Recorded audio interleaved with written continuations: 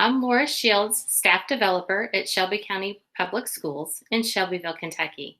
Welcome to our vodcast series, Shelby Speaks, Looking Forward. We chose that subtitle for two reasons.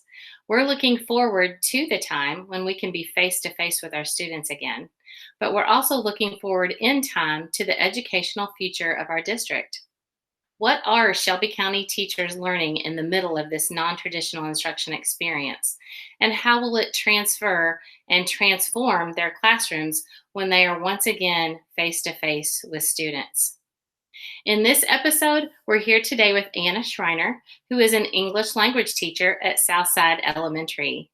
Welcome to the podcast, Anna. Thanks so much for having me. Oh, it's great to have you here. I'm really excited to hear from you because I know that you spent a year teaching in China and then came here to the States, and your first job teaching here in America is teaching English language learners at Southside. So this being your first year is an experience in itself, but now we're in this non-traditional instruction experience. So tell about some strategies or things that you're learning during this experience being an English language teacher during this time.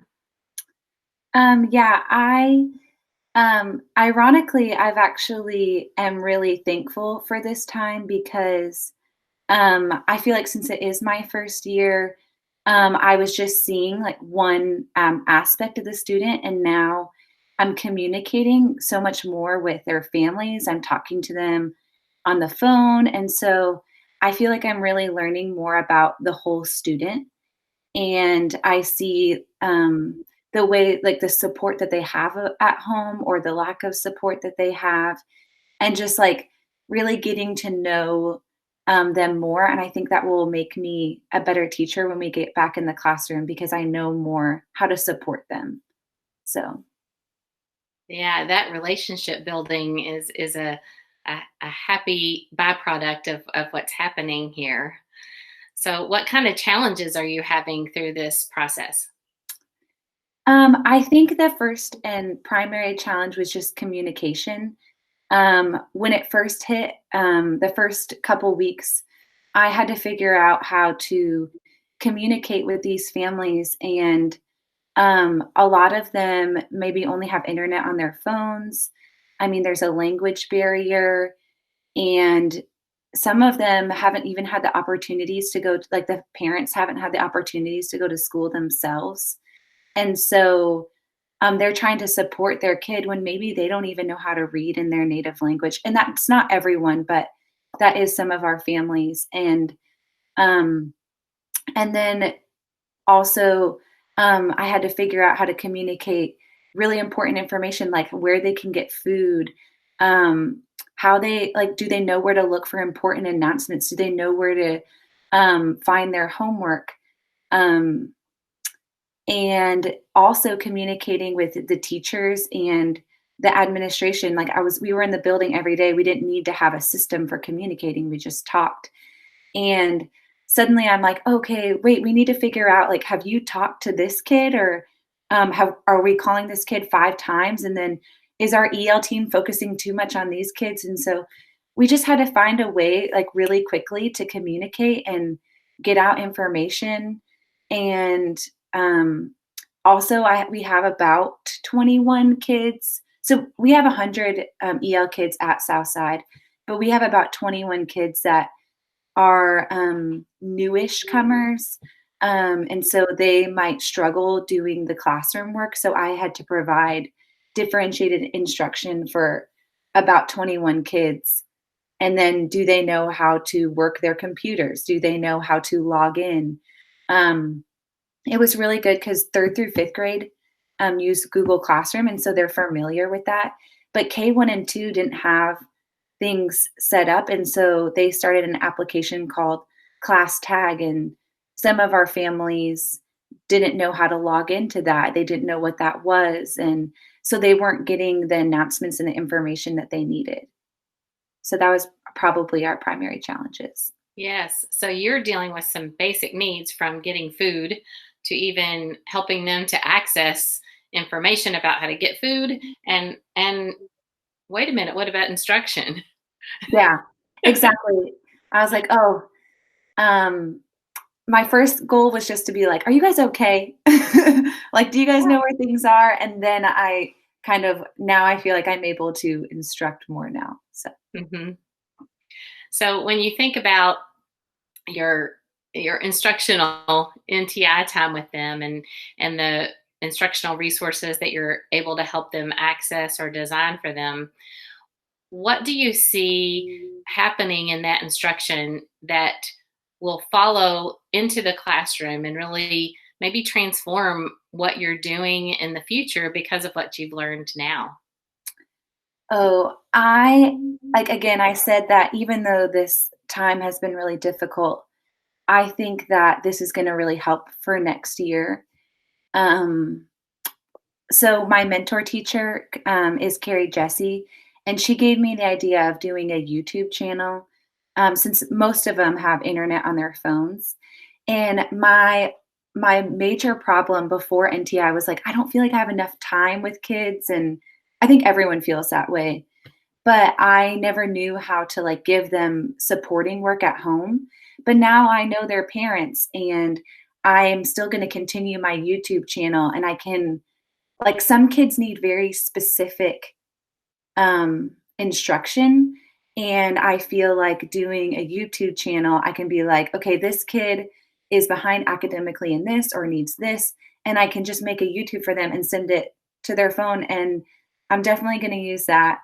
Um, Again, like, I also felt before that EL families were not really included in our school. They weren't a part of our community. So we would have dress up days or we'd have announcements about activities or events going on.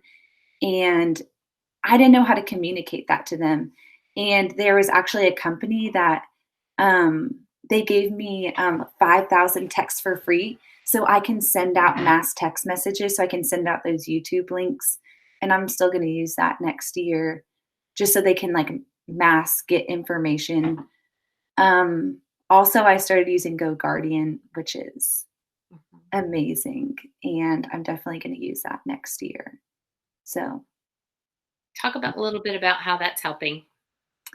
oh, so a lot of um, kids, like they just haven't had the opportunities to use technology, and neither have parents. So, before I would actually video chat parents and they would hold up their phones to the computer and I'd have to like look at their screen because we didn't know what was happening um, on their screen. And so I'd be like, okay, do you see this? And then, they can't read it. So now I can have Go Guardian. I can see what's happening on their screens. And that's just been so helpful. When I found out Go Guardian happened, I was way too excited. Yeah. Well, it sounds like you're using a lot of technology to really help connect with not only your students, but the parents, and that's helping you to understand how to better meet the needs of the students. Yeah. And parents really want like, I've talked to so many parents and they apologize to me. They're like, they really wanna support their kids, but they just don't know how. And they often say, like, "I'm so sorry that I don't know how to help them." And I wanna, like, help empower them, like, so that they know information themselves. And so their kids aren't telling them when the first day of school is or the last or when we have a day off. Like, I want parents to know that and tell their kids that because they want to know. It's really difficult because even if they did have schooling in their home country, they don't know how our school system works. And I mean, I felt that when I was in China, I didn't know things that I felt like everyone knew something that I didn't know. And so I just want to help our families. Mhm. That's interesting, the empathy that you have for that based on your own experiences in another country where you may not have known that language. So that's really interesting to see how you've used your empathy plus some technological tools to really help you connect. Mhm. You mentioned to me that you were thinking about the profile of a graduate with your students. and realizing the intentionality around that, particularly for your population. Share about that a little bit. Yeah, just like looking over and thinking about that we want our like what we want our kids to look like when they graduate. And I know I'm working with elementary school, but I mean these kind of habits start early and um just like I was noticing how things that maybe I was lacking teach or like I noticed gaps in that I wanted to fill and some of them is like critical thinking and um problem solving. So they would have problems on their computer and instead of like trying to figure out themselves, I want to like teach them to that yeah, you have the power to think of options yourselves and to also advocate and for themselves. So if they don't know how to do something to reach out for help, like try to find someone. And so I think those are things that I really want to teach our kids when they come back in the building. And yeah, to just take responsibility for their own education because like we're not able to be there and support them as much. And so I just wanted to, um, yeah, make them more responsible and also technology skills. Like, I Mhm. mean, I saw, like, I know we want to move into more like, blending of technology in the classroom, but I mean, these kids don't know how to work computers. So like we need to teach them how to type and like how to navigate a computer because computers are so much a part of education and in our future now. So kids who just haven't had the opportunities to use them. So So, thinking about all that you're learning about anything from the skills to the academic needs to the understanding of families and all the things you're learning at this time, if you could go back in time and give Miss Schreiner, first year teacher at Southside Elementary, a message, what would that be? What would you say to your pre NTI self? I would say probably more is not always better.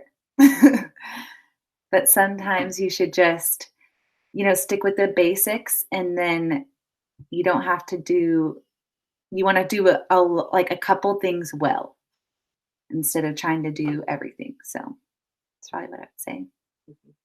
Well, thank you, Anna, for demonstrating being a global citizen in meeting the needs of the students and their families that have come to this area to learn. And thank you for supporting them and connecting with them so that they can continue to learn with us. Yeah, Um, thanks so much for having me. It was so kind of you. yes, it's been lovely to talk to you and hear about the passion that you have for your students. And I wish you well in year two. Thank And you. that's who knows what it holds, right? Yeah, I know. Thanks a lot. Be sure to check out our Shelby Speaks Looking Forward playlist on our Shelby County Public Schools YouTube channel for more vodcast episodes. Thanks for watching.